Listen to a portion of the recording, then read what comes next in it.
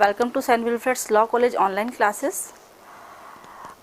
Today I am going to teach you Order 17 and Order 19. Order 17 deals with the adjournment and Order 19 deals with the affidavit. जैसे कि हमने Order 14 में पढ़ा था framing of issues, उसके बाद में हमने पढ़ा ऑर्डर 15 एंड ऑर्डर 16 जिसमें समन्स दिए गए थे, अटेंडेंस थी विटनेसेस की, किस तरह से उनको समन दिए जाएंगे, किस तरह से विटनेस को अटेंडेंस देनी होगी अपनी। और ऑर्डर 15 में हमने पढ़ा था कि dispose of the case at the first hearing, कि अगर कोई भी इश्यूज़ नहीं हैं तो फर्स्ट हियरिंग में ही केस डिस्पोज कर दिया जाएगा। बट जब कोई इश्यूज़ फ्रेम हो जाते हैं, फर्स्ट हियरिंग में केस डिस्पोज ऑफ नहीं होता है, तो ऑर्डर 14 में फ्रेमिंग ऑफ इश्यूज़ के बाद में ऑर्डर 16 में जब विटनेसेस को बुलाया जाता है, तो यहाँ पर ऑर्डर 17 एडजॉर्नमेंट की बात करता है, स्थगन की बात करता है। कि जनरल मीनिंग हम कह सकते हैं एडजॉर्नमेंट मीन्स टू डिसकंटिन्यू और टू पोस्टपोन, यानी किसी भी चीज़ को स्थगित करना फॉर द फर्दर डेट। कोई भी ऐसी प्रोसीडिंग्स की जा रही है कोर्ट के द्वारा जिसमें पार्टीज़ अपीयर नहीं हो रही है, या पार्टीज़ के पास में सुटेबल टाइम नहीं है अपने विटनेस को बुलाने के लिए, या उसके पास में कोई रीज़न सफिशिएंट रीज़न है, या फिर प्लीडर है जो बीमार हो जाता है या वो आ नहीं सकता है, अनेबल है आने में, या फिर पार्टीज़ अनेबल है आने में, उसकी जगह प्लीडर भी वो अपॉइंट नहीं कर सकती है दूसरा। इस तरह से ऐसे सफिशिएंट रीज़न जिसको कोर्ट ग्रांट करे, जिसको परमिशन दे, उसके बिहाफ पे कोर्ट उस केस को फॉर द फर्दर डेट, आगे की डेट के लिए जो भी उस डेट फिक्स करेगा एडजॉर्नमेंट के लिए, उसको एडजॉर्न कर देगा, उस केस को एडजॉर्न कर देगा फॉर द हियरिंग।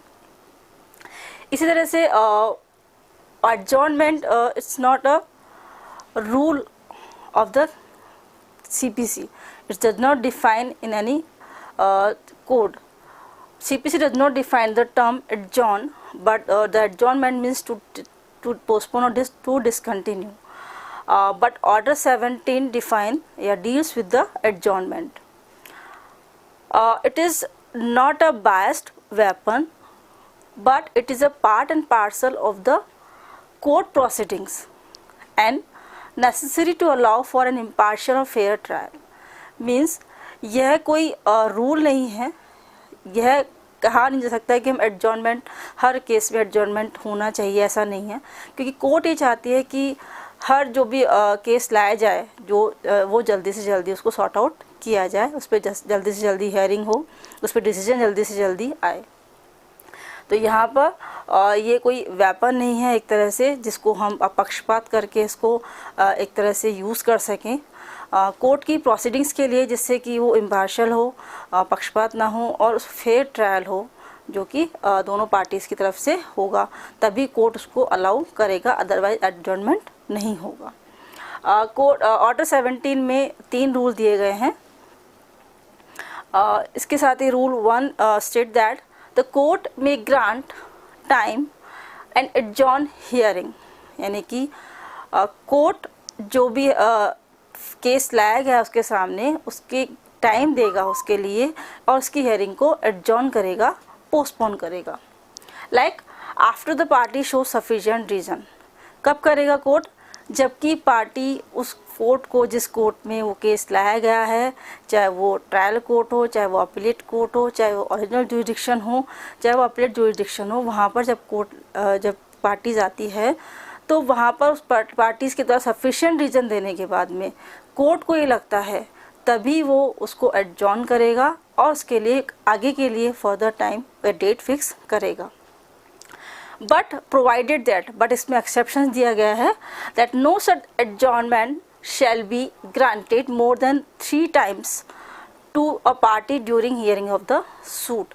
यानी कि एक पार्टी को तीन बार से ज़्यादा एडजॉर्न नहीं किया जाएगा, यानी कि दोनों पार्टीज़ को मिला के एक भी केस की हेयरिंग में 6 बार से ज़्यादा एडजॉर्न नहीं किया जाएगा, क्योंकि अगर केस एडजॉर्न होता रहा तो केस डिले होता रहेगा और नंबर ऑफ़ केसेस बढ़ते जाएंगे। और जैसे हम कहते हैं, जैसे कि एक प्रोवर्ब्स है, justice delayed is justice denied, कि अगर देरी से किया गया न्याय न्याय नहीं होता। तो जहाँ पर एडजॉर्नमेंट होता रहेगा, केस डिले होता रहेगा, तो वहाँ पर जस्टिस नहीं होगा। अब इसमें कुछ पॉइंट्स दिए गए हैं जो कि रूल 1 में ही हैं, like the court can not have the power of suo motu और the adjournment and the it made be by the parties और the pleader of the suit. Actually जो कोर्ट है वो खुद से या उसके पास खुद के पास पावर नहीं है, सुओ मोटू अपने बिहाफ पर वो एक्शन नहीं ले सकता कि इस केस को पोस्टपोन कर दिया जाए, एडजॉर्न कर दिया जाए, जब तक कि कोई पार्टी या उसका प्लीडर कोई रिक्वेस्ट नहीं करता है कोर्ट में आके कि मेरे पास ये सफिशिएंट रीज़न है, इसलिए मैं आज की तारीख पर ये केस या इसको अटेंडेंस नहीं कर पाऊँगा और मुझे आगे की डेट चाहिए। तो यहाँ पर कोर्ट के पास कोई विवेक अधिकार नहीं है, कोई पावर नहीं है। Now provide sufficient reason for seeking adjournment of the hearing, और उसको सफिशिएंट रीजन देना होगा क्योंकि वो उस हियरिंग को एडजॉर्न कराना चाहता है बाय द पार्टीज और by the pleader. Adjournment can be made at any time during the hearing of the suit. अब हमें कहते हैं कि जो सूट है उसके किसी भी वक्त, चाहे वो स्टार्टिंग फेज़ हो, चाहे वो मिडिल फेज़ हो, चाहे वो लास्ट का हो, चाहे अपील हो, तो उसमें किसी भी वक्त एडजॉर्न किया जा सकता है केस को। At court shall record the reason of adjournment and writing to be a part of record. जो भी एडजॉर्नमेंट किया जाएगा, जो भी रीज़न दिया जाएगा, उस रीज़न को रिकॉर्ड किया जाएगा, राइटिंग में उसको लिखा जाएगा, और वो रिकॉर्ड एक पार्ट, जो भी लिखा जाएगा वो एक पार्ट होगा रिकॉर्ड का, क्योंकि हम कहते हैं कि जो high court and supreme court है कोर्ट ऑफ रिकॉर्ड अभिलेख न्यायालय है, वहाँ पर जो भी रीज़न दिया जाएगा उसको उसके केस के साथ में रिकॉर्ड के रूप में रखा जाएगा। Now court court can not grant adjourn of the same party more than 3 time, जो कि हम डिस्कस कर चुके हैं इसके प्रोवाइडेड में कि कोर्ट किसी पार्टी को एक बार में एक केस में 3 बार से ज़्यादा एडजॉर्न नहीं करेगी। ना court shall be fix another date for hearing, जब एडजॉर्नमेंट किया जाएगा, जिस दिन एडजॉर्नमेंट किया जा रहा है उस दिन अनाउंस किया जाएगा फॉर अनदर डेट, कि अगले दिन इस दिन ये सुनवाई की जाएगी, वो डेट फिक्स की जाएगी कोर्ट के द्वारा। And now adjourn shall be an exceptions to normal rule of day hearing the suit.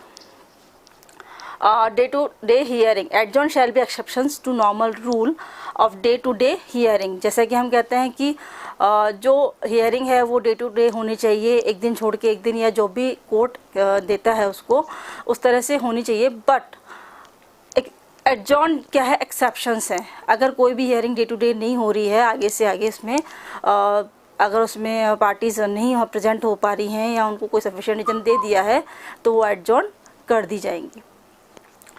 Now rule 2 state that procedure of adjournment when party or witness fails to appear means procedure of adjournment when party और witness fails to appear, जबकि adjournment procedure किया जाएगा parties अगर fail हो जाती है appear होने से, यानी कि वो नहीं आ पाती हैं, तो इसके लिए ऑर्डर 9 जो हम डिस्कस कर चुके हैं, where appearance of the attendance of the parties, और लाइक अगर प्लेंटिफ जो है एडजॉर्नमेंट होने के बाद प्लेंटिफ प्रेजेंट नहीं होता है तो अकॉर्डिंग टू ऑर्डर 9 उसका सूट डिसमिस कर दिया जाएगा, और अगर डिफेंडेंट अपीयर नहीं होता है तो उसके लिए एक्स पार्टी ऑर्डर दिया जाएगा according to order 9।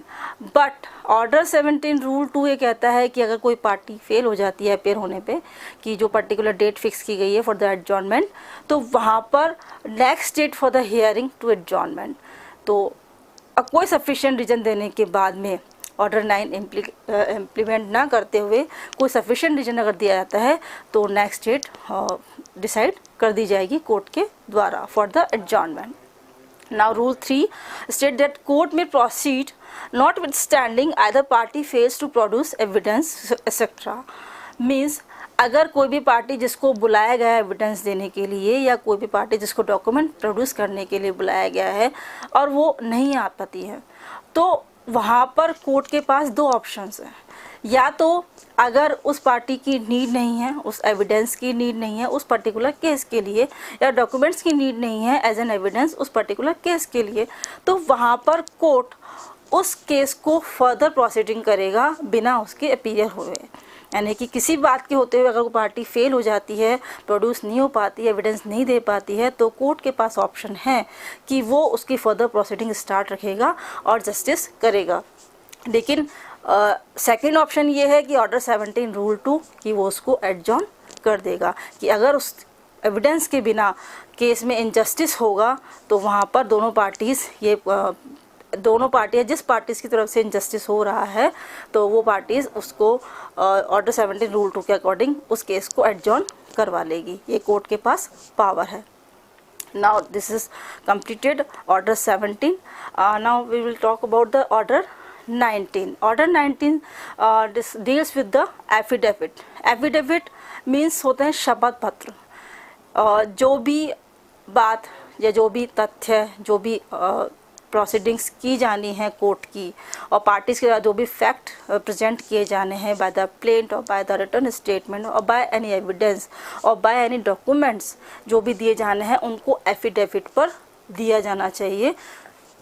In general meaning an affidavit is a type of a verified statement और in other words it contain a verification which means it is a made under oath or penalty of perjury and this serves as evidence for its veracity and is required for court proceedings, but it does not include as an evidence according to Indian Evidence Act section 3। affidavit को evidence नहीं मान सकते क्योंकि affidavit क्या है, शपथ पत्र है जो कि किसी भी कथन को किसी भी को ओथ पर किसी शपथ पर लिया गया है या किसी पर्जरी के सामने उसको वेरीफाइड किया गया है। नाउ रूल 1 जो इसमें भी 3 रूल दिए गए हैं ऑर्डर 19 में भी। Rule 1 state that power to order any point to be proved by affidavit. जैसा कि हम कहते हैं कि किसी भी फैक्ट को किसी भी जो भी ऑर्डर 20 जो सेक्शन 26 उस पर पढ़ेंगे हम, section 26 sub section 2 after the amendment 1989 of CPC ये कहता है कि every fact of plaint shall be verified bye an affidavit. यानी कि जो भी फैक्ट्स हैं प्लेंट के वो सारे facts number wise para 1 para 2 वो सब एफिडेविट लगाकर उसको प्रूव किया जाएगा, वेरीफाई किया जाएगा। ये कहता है सेक्शन 26। इसी तरह से रूल 1 ही कहता है power to order any point to be prove by affidavit. यानी कि कोर्ट के पास ये पावर है कि वो ऑर्डर देकर एफिडेविट लगाकर किसी भी पॉइंट को प्रूव करवा सकती है। Like any court at any time for sufficient reason he can make an order that the particular fact or facts may be proved by an affidavit। यानी कोर्ट के पास ये पावर है कि वो एफिडेविट लगवाकर किसी भी फैक्ट या नंबर ऑफ फैक्ट्स जो भी एक फैक्ट है या एक से ज़्यादा फैक्ट है उनको किसी भी समय उनके साथ में एफिडेविट लगाकर प्रूफ करवा सकती है। Affidavit of any witness may be read at the hearing. जो भी विटनेस के एफिडेविट्स हैं वो हियरिंग के टाइम पे पढ़े जाएंगे on such condition as the court thinks reasonable. जहाँ पे कोर्ट को लगता है कि ऐसा किया जाना उचित है केस के लिए तो वहाँ पर उनके विटनेसेस को एफिडेविट को पढ़ा जाएगा और उसको एज एन एविडेंस माना जाएगा अकॉर्डिंग टू ऑर्डर 19। बट हम कहते हैं section 3 of Indian evidence act affidavit को एविडेंस नहीं मानता है। Now rule 2 state that the power to order attendance of deponent for cross examinations. Cross examinations के लिए डिपोनेंट की अटेंडेंस जरूरी है, इसके लिए आदेश दिया जाएगा कोर्ट के द्वारा। अपॉन एनी एप्लीकेशंस एविडेंस में be given by an affidavit. यानी कि किसी के भी आवेदन पर चाहे पार्टीज प्लेंटिफ हो चाहे डिफेंडेंट हो किसी के भी एप्लीकेशन देने पर उसमें एफिडेविट लगाकर उसको एविडेंस के रूप में पेश किया जा सकता है। ये कोर्ट का आदेश हो सकता है, कोर्ट की पावर हो सकती है। But the court made instance of either party order for attendance for cross examination of deponent. लेकिन अगर कोर्ट चाहे तो कोर्ट के पास ये पावर है कि वो किसी भी पार्टी के डिपोनेंट को क्रॉस एग्जामिनेशन के लिए कोर्ट में बुला सकती है। और जहाँ पर अटेंडेंस जो कोर्ट में दी जानी है, अगर वो पर्सनल नहीं है, वो एग्जेम्प्टेड है, डिपोनेंट आने से एग्जेम्प्टेड है, तो वहाँ पर कोर्ट को ये भी पावर है कि वो उसको पर्सनली अपेयर होने के लिए भी कह सकता है, अनटिल अनलेस वो एग्जेम्प्टेड ना हो। Such attendance shall be in court unless the deponent is exempted for personal appearance in court or the court otherwise direct। यानी कोर्ट उसको डायरेक्ट भी दे सकता है, आदेश भी कर सकता है, डायरेक्शन दे सकता है, और ये कह सकता है कि कोर्ट में उसको पर्सनली अपीयर होना है for the cross examination until unless उसको एग्जेम्प्टेड न किया गया हो। Now rule 3 state that matter to which affidavit shall be confined, यानी कि जो भी एफिडेविट का मैटर है उसको कन्फाइंड किया जाएगा by the such fact of deponent is able to of knowledge, यानी कि जो भी उसकी पर्सनल नॉलेज है उसको उसके बिहाफ पर, डिपोनेंट के पर्सनल नॉलेज के बिहाफ पर उसको कन्फाइन किया जाएगा। And the cost of every affidavit shall be paid by the party of filing the same, यानी कि जो भी एफिडेविट लगा रहा है या जो भी कॉस्ट वो पे कर रहा है, पार्टीज जिसने भी एफिडेविट लगाया है, जो उसको उस पर कह रहा है कि ये जो जानकारी है या जो फैक्ट है, जो एविडेंस है, जो डॉक्यूमेंट्स पेश किए गए हैं एज एन एविडेंस, ये मेरी जानकारी में ट्रू हैं, सत्य हैं, तो यहाँ पर उसके लिए जो एफिडेविट लगाया जाएगा उसकी कॉस्ट वही पे करेगा जो कि एफिडेविट लगा रहा है। तो यहाँ पर ये order 17 regarding to the adjournment, order 19 regarding to the affidavit has been completed. Thank you very much.